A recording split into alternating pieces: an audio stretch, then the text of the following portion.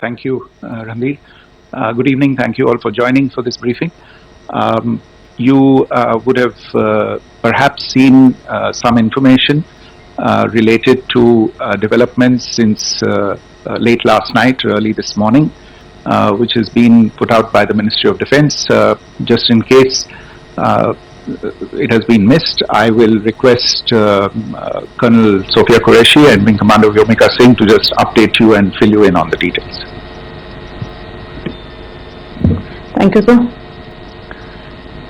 Operation Sindoor पर 7 मई 2025 को हुई प्रेस कॉन्फ्रेंस के दौरान भारत ने अपनी प्रतिक्रिया को केंद्रित, संतुलित और गैर उत्तेजक बताया था।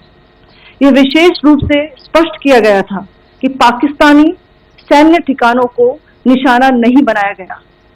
साथ ही दोहराया गया कि भारत में किसी भी सैन्य लक्ष्य पर हमले का उचित जवाब दिया जाएगा।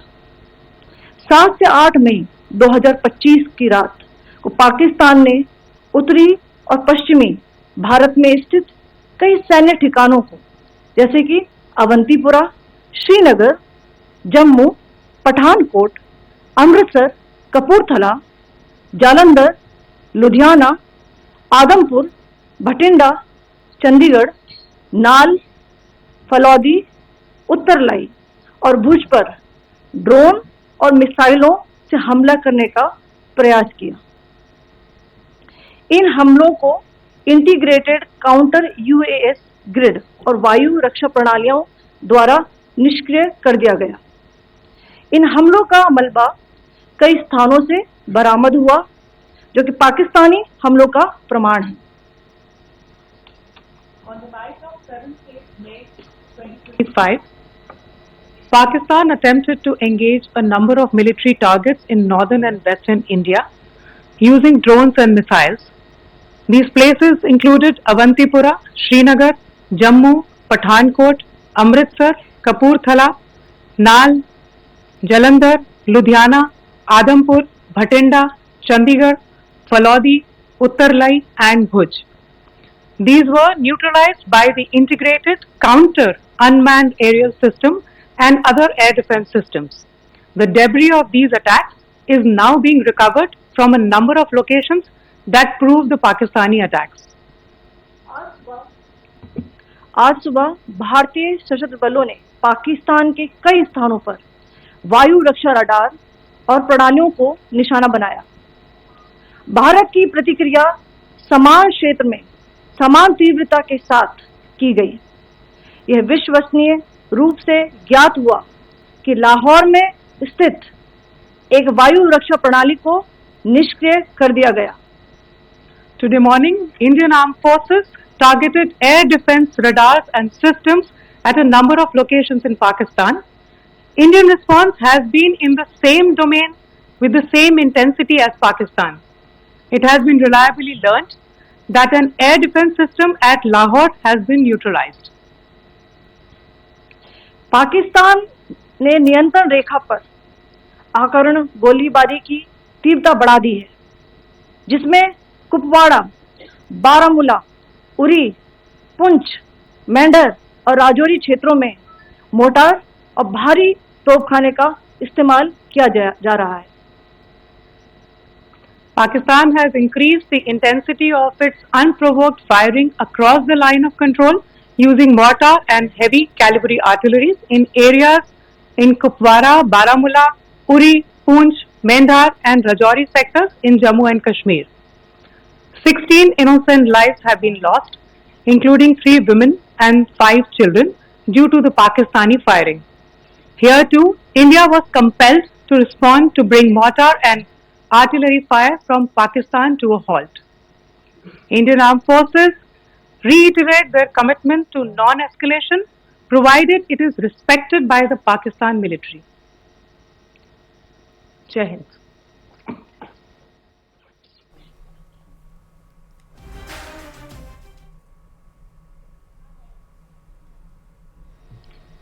Thank you. Friends, this is, as I said, further to the briefing that was provided yesterday and some of the updates that have been just provided by Colonel Qureshi and Wing Commander Singh. I thought that we would just put some of the aspects related to the events that started on 22nd April with the barbaric terror attack in Pahalgam into further context, because there is a certain amount of commentary that has happened with regard to the events since then, and more than the commentary, there has been a lot of disinformation that has been directed at us from across the border. So a few things that I would like you to keep in mind. First of all, there is mention on all sides of escalation. I think the first point that you have to keep in mind is the attack of 22nd April in Pahalgam is the original escalation. ये जो सिलसिला है जो हम देख रहे हैं आज की घटनाओं को लेके, ये 22 अप्रैल के पहलगाम के हमले से शुरू हुआ है. एस्केलेशन वहां पे हुआ है और उस एस्केलेशन का जवाब भारतीय सेना ने, भारतीय फौज ने कल अपने एक्शन से दिया है. Secondly, I want to invite your attention to the involvement of the group calling itself the Resistance Front in these attacks. I pointed this out yesterday that this is a group that is a known front for the well-known Pakistan-based terrorist organization Lashkar-e-Taiba. The group has been reported earlier. I mentioned to you about the Indian authorities providing information to the UN 1267 Sanctions Monitoring Committee. And in fact, we are going to be meeting with the team again very soon, and we will be providing an update to the information that we have provided earlier. But what is interesting, दिलचस्प बात यह है कि संयुक्त राष्ट्र की सुरक्षा समिति में जब पहलगाम के हमले को लेके एक प्रेस वक्तव्य जारी करने की बात चल रही थी, तो आप सोचिए किस देश ने टीआरएस का, द रेजिस्टेंस फ्रंट का उसमें मेंशन किया जाना, उसको अपोज किया. पाकिस्तान ने. This was after the fact that the TRS claimed responsibility for this attack not once but twice within a few hours after the incident on the 22nd of April, and then again on the morning of 23rd April. And it is perhaps only after the full gravity of the incident was realized by its masters and handlers across the border that it was managed to back off from this claim. Obviously, that retraction doesn't convince anybody. तीसरी चीज जो मैं आपसे कहना चाह रहा था, और कर्नल कुरैशी और विंग कमांडर सिंह ने कल भी बड़े स्पष्ट शब्दों में और आज भी आपसे ये बात साझा की है. जो भारतीय रिस्पॉन्स है वो नॉन एस्केलेटरी है, प्रिसाइज है, सटीक है, मेजर्ड है और कंसिडर्ड है. Our intention has not been to escalate matters. We are only responding to the original escalation, as I said, and our response has been targeted, precise, controlled and measured. Only no military targets have been selected. Only terrorist infrastructure in Pakistan has been hit. Now, there are, as I said, a number of issues that have been raised in commentaries, and there's a lot of, as I said, unfounded disinformation and fabrication that has come from across the border.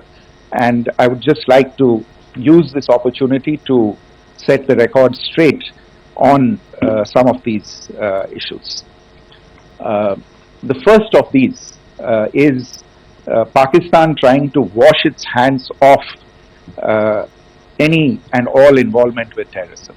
I think the Pakistani information minister said there are no terrorists in Pakistan, and I think he was challenged on that in the television program that he was appearing on. But even if I partially repeat myself from yesterday, I think Pakistan's reputation as the epicenter of global terrorism is rooted in a number of instances where concrete evidence is available, not just to India, but to governments and authorities and agencies around the world. There are several terrorist attacks around the world where Pakistani fingerprints have been found. I don't need to belabor the point with regard to this audience about where Osama bin Laden was found and who called him a martyr. Pakistan has also for decades pursued cross-border terrorism into India with impunity, and as I said yesterday also, in order to deliberately mislead the international community, they claimed that the terrorist Sajid Mir was dead. They came under pressure, and Sajid Mir was then brought back to life, arrested, and is now apparently in Pakistani custody.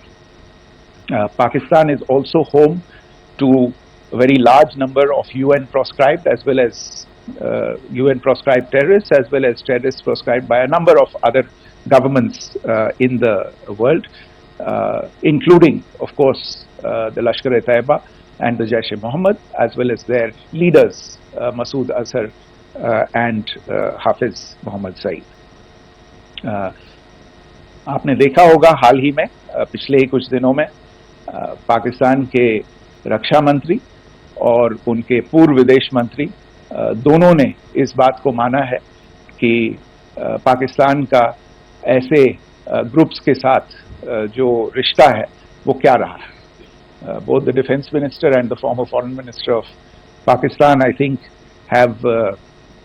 they've done a more eloquent job of this than I could ever do in terms of describing their country's implication in international terrorism and their involvement in housing these kinds of groups.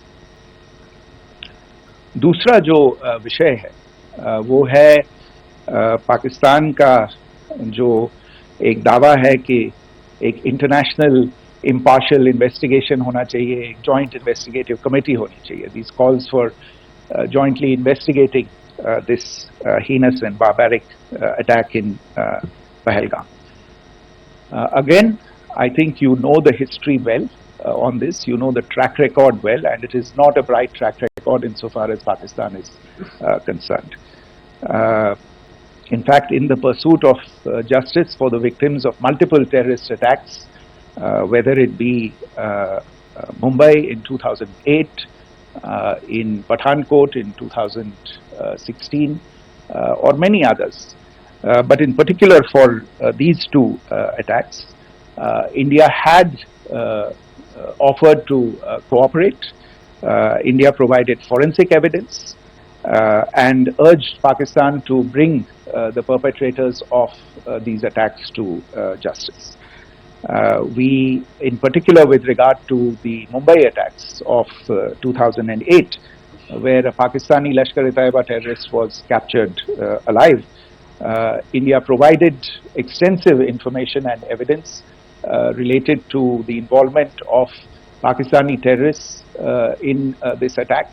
Cases were registered, but you are all aware that these cases have not progressed despite the formation of judicial teams, etc. And Pakistan has consistently stonewalled all efforts to move the investigation along. In fact, with regard to the Pathankot attack as well, a joint investigative team was formed. We gave access, unprecedented access, I should say, to Pakistani team to the site of the attack. Details of call records data and DNA, etc., were shared with Pakistan. We had shared with them details related that we had been able to access to the addresses of terrorists. We presented evidence against the office bearers of Jaish-e-Mohammed who had conspired in the attack, and the handlers of the terrorists who facilitated them and guided them in. But there has been no movement on this. So, in all of this, I think the experience has not been positive, and it certainly doesn't give us the confidence now to take at face value Pakistani assertions of wishing to participate in a joint investigation. These are just delaying tactics, these are just stonewalling tactics. And in fact, there is reason to believe that Pakistan uses the evidence that we provide only to cover its tracks and in fact defend the terrorists who we are looking for and obstruct the path of investigation. A third point that I wanted to address was the claim that only civilians were killed in the strikes on the 7th of May. We have made the point very clearly that all attacks on the morning of 7th May were against carefully selected terrorist infrastructure, terrorist targets. It is not clear to us, in fact, seeing some of the coverage of the after effects of these strikes, including the funerals for the terrorists that were held yesterday. I think a lot of you have seen the reports and the coverage on media. If only civilians, if any civilians were killed in these attacks, I wonder what message this picture actually sends to all of you. This is a question that is worth asking. It's also odd that the funerals of civilians are carried out with the coffins being draped in Pakistani flags and state honors being accorded. As far as we are concerned, the individuals eliminated at these facilities were terrorists. Giving terrorist state funerals may be a practice in Pakistan. Doesn't seem to make much sense to us. Pakistan has also claimed that India deliberately attacked religious sites. This is completely false again. I have made it clear that the targets were terrorist infrastructure, terrorist facilities, and locations connected clearly with incidents of cross-border terrorism into India. And it is in fact Pakistan that is misusing religious sites as a cover to in fact radicalize, direct and indoctrinate and train terrorists. In fact, contrary to what Pakistan is claiming, yesterday Pakistan launched a targeted attack on the Sikh community in the state of Jammu and Kashmir, hitting Gurdwara in Poonch and the homes of Sikh community members which came under attack, and we know that at least 3 individuals were killed in that particular attack. Pakistan is also making attempts to, in fact, just to add to this point, the retaliatory action that Pakistan has taken, in fact, is impacting civilians. I showed you the picture of the Gurdwara and the Sikh community members who were killed in this. There are other civilians also who've been killed and injured in these attacks. In fact, since yesterday morning, a total of 16 civilians have been killed and 59 others have been injured in the attacks by Pakistan. Not only this, Pakistan is also making attempts as part of its disinformation campaign to paint our action with regard to cross-border terrorism through the communal angle. If that is the issue, then I think I can do no better than to cite or point you in the direction of the Pakistan Army Chief's speech of 16 April 2025. I think that is the last word in communal rhetoric.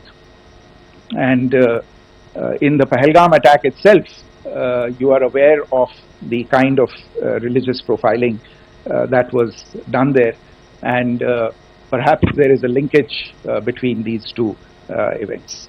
I can only say that these nefarious designs will not be allowed to succeed in India. And it is to be noted that people from all faiths, all religions, all regions in India have unequivocally, not just in India but around the world, have condemned these attacks. The Pakistani claims of now responding to India's strikes of the 7th of May. As I said right at the outset, it is India which is responding. The original escalation was by Pakistan on the 22nd of April. We are the ones who are responding to that escalation with the action that was taken yesterday morning. And again, I would like to emphasize that the action was restrained. It was directed towards non-civilian, non-military targets and confined to terrorist camps. And again, as we have been saying since yesterday, any further action by Pakistan, some of which we are seeing today, is nothing but escalation by Pakistan now once again, and will be responded to and is being responded to appropriately.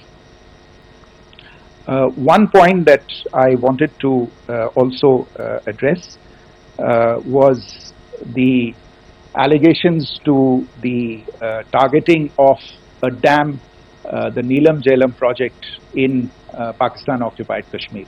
I want to say that this is an absolute and complete fabrication and a blatant lie. India has targeted only and only terrorist infrastructure, and the details of that terrorist infrastructure, together with the locations, were shared with you yesterday by Colonel Qureshi and Wing Commander Singh. I should note that if this kind of a claim is a pretext for targeting Indian infrastructure of a similar nature, Pakistan will be entirely responsible for the consequences that will undoubtedly follow. Finally, I want to address some issues that have been raised related to the Indus Waters Treaty and the disinformation that has been raised in regard to that as well. The fact is that there have been fundamental changes in the circumstances in which the Indus Waters Treaty was concluded, and they call for a reassessment of the obligations under the treaty. Over the last year and a half to 2 years, India has been in communication with the government of Pakistan. We've sent several notices to them requesting for negotiations to discuss modification of the treaty. India has for 6+ decades now honored the treaty, even during periods when Pakistan imposed multiple wars on us, and even when relations were adversarial. Pakistan is the one that has been acting in violation of the treaty, deliberately creating legal roadblocks in India exercising its legitimate rights on the western rivers. Any projects that India sought to build on the eastern rivers, and even on the western rivers, which we are allowed to by the treaty, were always challenged by Pakistan, thereby hampering our rights to utilize our legitimate waters under the treaty. In fact, if you see, the preamble of the treaty itself states that the treaty was concluded in a spirit of goodwill and friendship. Mark those words, concluded in a spirit of goodwill and friendship. ये भारत का धैर्य और भारत की सहनशीलता है जो 65 साल से हम इतनी प्रोवोकेशन के बावजूद इस ट्रीटी को निभा रहे हैं. However, as has been made clear earlier as well, Pakistan has not responded to our requests to enter into negotiations for a reassessment of the obligations under the treaty. A number of conditions have changed. This is a treaty that was based on the engineering techniques of the 50s and the 60s. We are living through the first quarter of the 21st century. Technological changes and technological advancements have to be taken into account. There are demographic changes, there are climate changes that have taken place, there is the imperative of clean energy, and of course the terrorism that Pakistan has wreaked in the state of Jammu and Kashmir itself has hampered India's ability to exercise its rights under the treaty. Pakistan's persistent refusal to respond to our requests to enter into government-to-government negotiations on the modification of the treaty is, in a sense, itself a violation of the treaty, and therefore India has taken the step of putting the treaty in abeyance until Pakistan abjures irrevocably its support for cross-border terrorism. Maybe I'll stop there. I mentioned earlier yesterday as well that this is an evolving situation. I would therefore ask all of you to be considerate and restrained. It will not be possible for us or my colleagues from the armed forces to share operational details at this point in time. Beyond that, if you have any questions, may I have time for only a few, and I'll try to answer those questions. Okay, I give the floor to Rishabh. One Secretary, good evening. This is Rishabh from Times Now. I just wanted to understand, as per the press release that has been released earlier today, it says that we have successfully hit at the air defense of Lahore. Does it give our forces a better chances if in case of further escalation? And are there other air defense places as well at strategic location that were targeted? Rishabh, you are violating the first rule that I set out at the end of my remarks. The press release that has been issued by the Ministry of Defence today speaks for itself. It is related to operational matters. It's been released by the Ministry of Defence. As more information becomes available, it will be released at the appropriate time. Once again, please don't go into operational details at this point in time, because this is a constantly evolving situation. Yeah, go ahead. Foreign Secretary Smita Sharma, just wanted to ask, the Pakistani Minister Ishaq Dar in an interview has claimed that the national security advisors of India and Pakistan have spoken to each other. If you could confirm or deny, and is complete severance of diplomatic ties with Pakistan also on the table? I have no information with regard to contacts between the two national security advisors. Insofar as diplomatic relations are concerned, you've seen the steps that were announced in response to the following the meeting of the Cabinet Committee on Security on the 23rd of April. There are no further steps that are under consideration at this moment in time. Yeah, go ahead. Foreign secretary, मेरा नाम मनीष है, मैं TV9 Bharatvarsh से हूं और आपने खुद ही बताया कि कितना मिस इन्फॉर्मेशन क्रॉस बॉर्डर से आ रहा है, बल्कि ऐसा लग रहा है जैसे पाकिस्तान के प्राइम मिनिस्टर और डिफेंस मिनिस्टर तक भी प्रोपेगेंडा करने में मिस इन्फॉर्मेशन में आ गए हैं। वो कई बार तो ये तक दावा करते हैं कि हम 3 राफेल हमने गिरा दिया, इतने हमने मिग गिरा दिए, और जब उनसे पूछा जाता है तो वो कहते हैं कि सोशल मीडिया में हमने ये सब चीजें देखी थी। तो अगर आधिकारिक तौर पर अगर आप कुछ कह सकें इस पर, ताकि उन्हें भी समझ में आए कि इस तरह के प्रोपेगेंडा नहीं चलने वाला है। देखिए, जब सही समय होगा तो आधिकारिक तौर पे इसके बारे में सूचना दी जाएगी, लेकिन जो आपका प्रश्न है कि प्रधानमंत्री और उप प्रधानमंत्री और विदेश मंत्री, उनके रक्षा मंत्री इस तरह की बातें कर रहे हैं, तो इसमें अचरज की कोई बात नहीं है। आखिरकार ये एक देश है जिसने अपना इसका जन्म लेते ही झूठ शुरू हो गया था। 1947 में जब पाकिस्तानी फौज ने जम्मू कश्मीर पे दावा बोला, तो उन्होंने किसी ऐसे वैसे व्यक्ति से नहीं, संयुक्त राष्ट्र से झूठ बोला कि हमारा कोई लेना देना नहीं है इससे, ये लोग जो गए हैं वो तो कबायली हैं।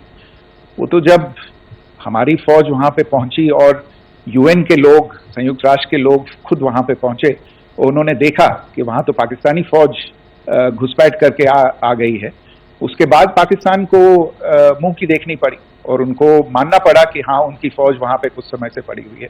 तो ये जो यात्रा है एक तरह से 75 साल पहले शुरू हो चुकी है, तो I am not surprised that this kind of disinformation is being indulged in.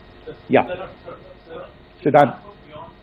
So Siddhant from Beyond. Sir, we have seen a lot of negative comments coming from the Pakistani military of escalation.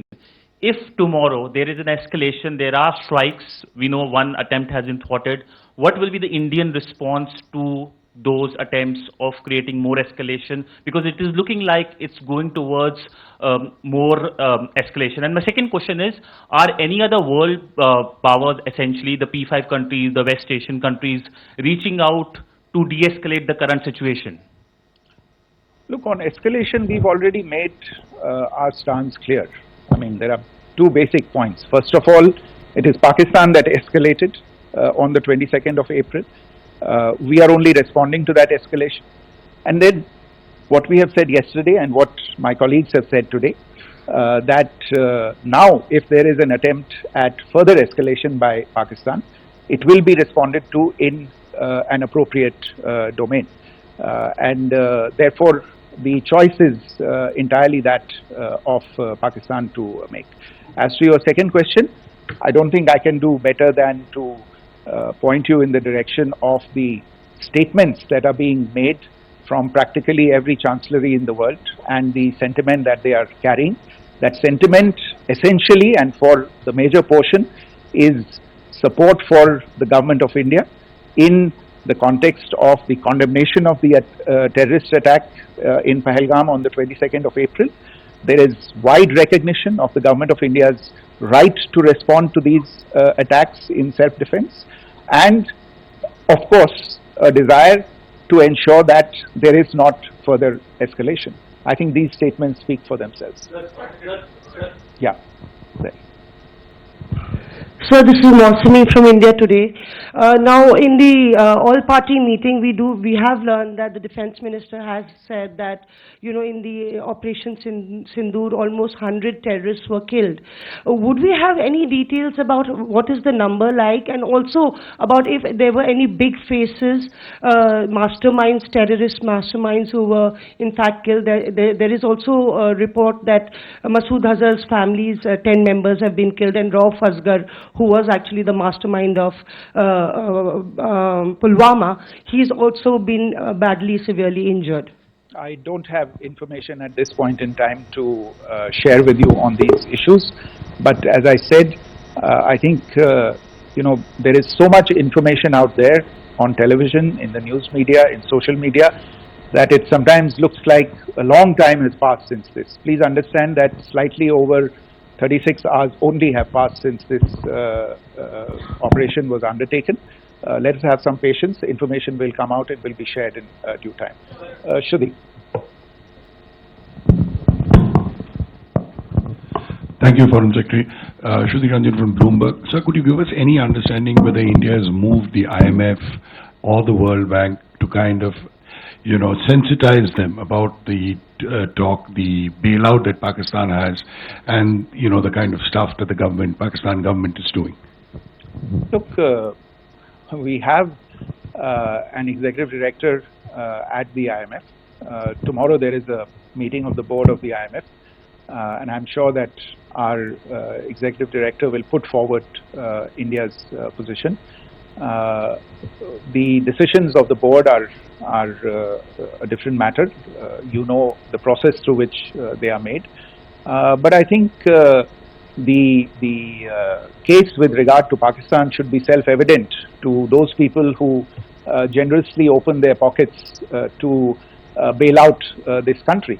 And since you are from Bloomberg, I think you would have the data on how many IMF bailout programs have been, very good, thank you, have been sanctioned in the space of the last 3 decades. And I think you would also have an idea of how many of those programs have actually reached successful conclusion. Probably not many. So I think this is a decision that board members have to take by looking deep within themselves and looking at the facts. So we can, one last question, sir. Sure. One last question. Foreign Secretary, I'm Siddhant from CNN News 18. I would like to know, since it's an opportunity to speak to you, I would like to know the response coming from United States since last 3 weeks. Saudi Arabia, Qatar. In fact, Prime Minister Modi spoke to Qatar before the strikes that evening. Perhaps how do you read the support coming from these countries? Perhaps traditionally they were seen on the other side. This time around, their statements are strong worded. In fact, India-Saudi joint statement also had a very strong condemnation, strong worded condemnation. United States at all level have condemned the attack and have extended support. In fact, Saudi Deputy Foreign Minister is in India. He just met EMS Jaishankar. Also, if you could shed some light on his visit, his meeting with EMS Jaishankar. In fact, we have also been told that he met Prime Minister Modi. Thank you. Look, all the countries that you named and many others, we have been in touch with them. The Prime Minister has spoken to a large number of world leaders. A large number of world leaders have called him, as have called the External Affairs Minister. As we speak, there are conversations going on today as well with world leaders. And your assessment or conclusion of the general tenor of these messages is very much on point. And I think this is a recognition of the fact, firstly, of the barbaric nature, the unprecedented nature and character and features of the attack in Pahalgam, and a recognition of India's right to respond to this. And also a recognition of the fact that in responding, we have been nothing but responsible and have done so in a restrained, in a measured, and in a non-escalatory manner. I think that counts for something. People have taken that into account, and that is what is explaining the kinds of reactions that we are seeing.